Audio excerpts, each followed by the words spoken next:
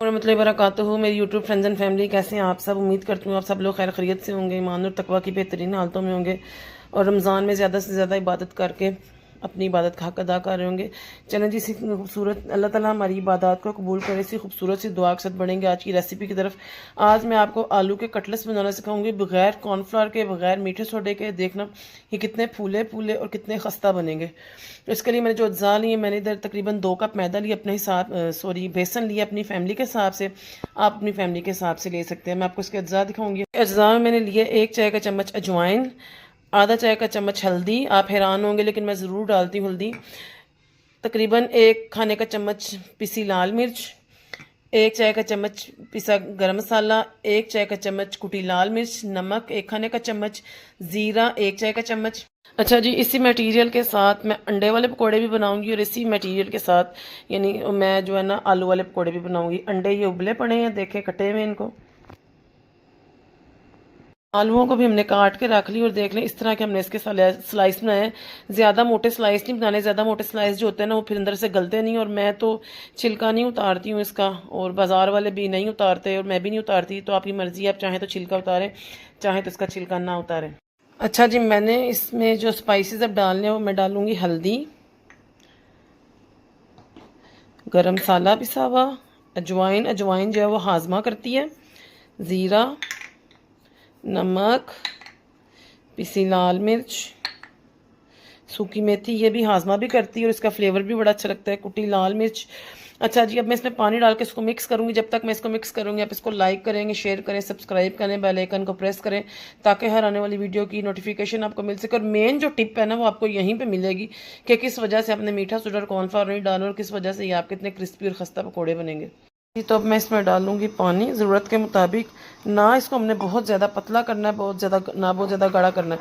अच्छा जी, जो main tip जिसकी मैं बात कर रही थी वो ये है कि आपने इसको बिल्कुल फ्रेश बनाना है। जैसे कि अब मैंने कढ़ाई चूल्हे पे रख दी है, मैं इसको बना रही। मैंने कई लोगों को देखा है कि वो जी रोज़े से 4-5 घंटे पहले बेसन खोल के रख देते हैं और वो कहते हैं चलें जी हमारा काम ख़त्म हो गया, बस हमने पकौड़े फ्राई करने। वहाँ पर वो सबसे बड़ी गलती करते हैं।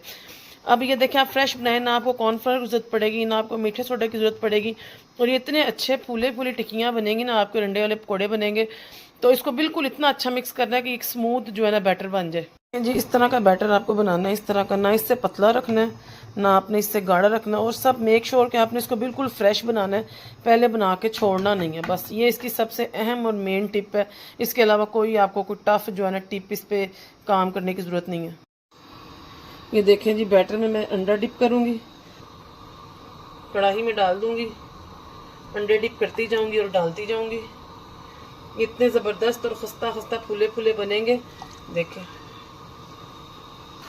ये देखें जी, सारे अंडे मैंने इसमें डाल दिए। थोड़ी देर के लिए मैंने इसको बिल्कुल भी नहीं छेड़ना ताकि जो इसका बेसन जो है ना, इसकी कोटिंग इसके ऊपर थोड़ी सी पक्की हो जाए, फिर मैं इसको पलटूँगी। देखें जी, इसका बेसन थोड़ा सा ठहर गया। अब मैं इसकी साइड बदलूंगी और आपने थोड़ा सा एहतियात के साथ, क्योंकि अंडे का पकौड़ा कहीं से अगर थोड़ा सा फील ना हो ना तो वो पटाखे ज़रूर मारता है। जिस तरह से आप जल भी सकते हैं। इसकी करवट चेंज कर लूँगी और इनको दोनों साइडों से गोल्डन करके मैं निकाल लूँगी स्ट्रेनर में। गोल्डन ब्राउन हो गया और देखिए इसने फिर एक पटाखा मारा है। अब मैं इसे निकाल लूँगी बाहर और स्ट्रेनर में डाल दूँगी सीधा, ताकि स्ट्रेन हो जाए। साथ ही मैं फिर अब आपको आलू वाले भी बना के दिखाऊंगी। देखें जी, ऐसे मैंने बेसन में लेने हैं कटलेट्स और इन्हें मैं कढ़ाई में डालती जाऊंगी।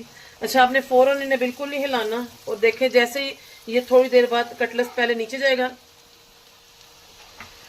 जैसे ही ये 2 से 3 मिनट में ना ऊपर खुद ब खुद उठेगा। आपने इसको हिलाना नहीं है फ़ौरन। जैसे ही आपने अंडों को नहीं ना हिलाया, आपने इसको भी नहीं हिलाना थोड़ी देर के लिए। अब मैं इसमें कढ़ाई में सारे कटलेट्स डालती जाऊंगी। आपके सामने मैंने कोई कॉर्नफ्लावर नहीं डाला, कोई मीठा सोडा नहीं डाला। और देखें ये कितनी फूली फूली टिक्कियाँ बनेगी, ये मैं आपको दिखाऊंगी अभी। और देखें, आपको नज़र आ रहा होगा, ये देखें ये फूलनी शुरू हो गई है अभी। ये देखें, अगर आप नज़दीक जाके देखें तो ये देखें कितनी ज़बरदस्त ये फूल रही हैं। अभी मैं आपको इनकी साइड बदल के भी दिखाऊंगी। इसकी क्रंचीनेस चेक करें, ये देखें, ये देखें, ये मेरे उठाने की वजह से इसके ऊपर से उतर के बेसन। ये देखें, आपको इनके साउंड से पता लग रहा होगा। चलिए जी, 5 मिनट हो गए इनको एक साइड से पकाते हुए। अब मैं इनकी करवट चेंज करूँगी और ये देखें कितनी ज़बरदस्त बनी। ये देखें, बिल्कुल फूली फूली ज़बरदस्त। ये देखें, आपको नज़र आ रही है, मैं आपको उठा के दिखाती हूँ। देखें बिल्कुल फूले फूले से कटलेट्स हैं। अब हमने इनको गोल्डन ब्राउन कलर देना है और फिर मैं आपको इनकी क्रंचीनेस भी चेक करवाऊंगी। ये देखें जी, ये फूली फूले हुए आपको कटलेट्स नज़र आ रहे हैं। अल्हम्दुलिल्लाह मैं एक आपको उठा के दिखाऊंगी। ये देखें, एक आधी, ये देखें कितना ज़बरदस्त ये फूला हुआ है और कितना ये खस्ता है। इसके साउंड को महसूस करें। अब मैं इन्हें स्टेनर में निकालूंगी और आपको इन दोनों पकौड़ों की फाइनल लुक दिखाऊंगी। अल्हम्दुलिल्लाह जिनका कलर भी गोल्डन हो गया, हमारे ये पकौड़े भी रेडी हो गए। अब मैं इन्हें साथ ही स्टेनर में डालूंगी। इनका ऑयल स्टेन हो जाएगा तो इन्हें मैं डिश आउट करूँगी। यहाँ पे सेकंड बैच भी मैंने वैसे ही डाल दिया और वो भी वैसे ही फूल रहा है जैसे वो फूला था, इसलिए एंड तक आपके पकोड़े ऐसे ही बनेंगे, आपने टेंशन नहीं लेनी। ये देखें जी हमारे पकोड़े और इनकी क्रंच चेक करें। ये देखें, जिसको मर्जी उठा के आप चेक कर लें, कितने ज़बरदस्त। और ये देखें कितने फूले फूले बने हैं। उम्मीद करती हूँ आपको मेरी ये रेसिपी पसंद आई होगी। अगर आपको पसंद आई इसको लाइक करें, शेयर करें, सब्सक्राइब करें, बेल आइकन को प्रेस करें। अपनी खास दुआओं में मुझे भी याद करें। मिलूंगी नेक्स्ट वीडियो में नेक्स्ट रेसिपी के साथ। अस्सलाम वालेकुम रहमतुल्लाहि व बरकातुहू।